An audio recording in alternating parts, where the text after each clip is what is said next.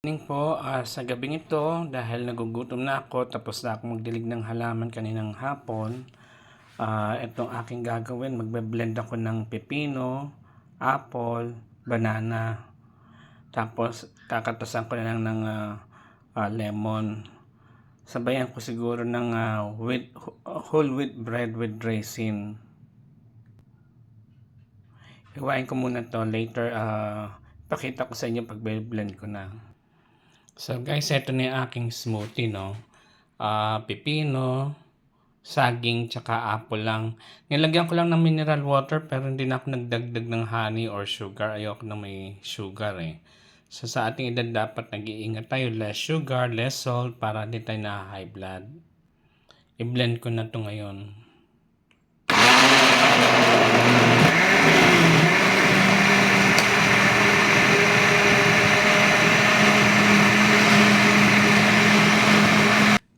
Ito yung buto ng mga ng lemon. Tinanggal ko na muna bago ko pipigaan sa yung sa blend ko na prutas.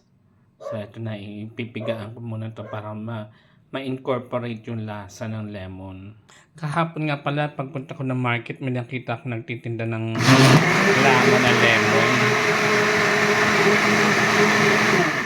Siguro instead na magtanim ako, bibili na lang ako siguro ng buhay na para may bunga na yun eh. Worth 100 lang yata yun. So bibili na lang ako siguro next market day. Ayan guys, ito na yung ating smoothie.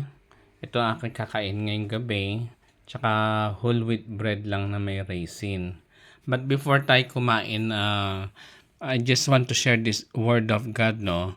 Kasi kanina umaga dahil since puyat ako, medyo na-late ako nagising kanina dahil nagluto ako ng Pero nais kong i-share tong verse na to na matatagpuan natin sa Romans 3:23. So ito yung verse niya. For the wages of sin is death, but the gift of God is eternal life in Christ Jesus our Lord. So saglit po tayong manalangin do sa gabing ito. Yung verse na yun na pinakikita na ang kabayaran ng kasalanan ay kamatayan.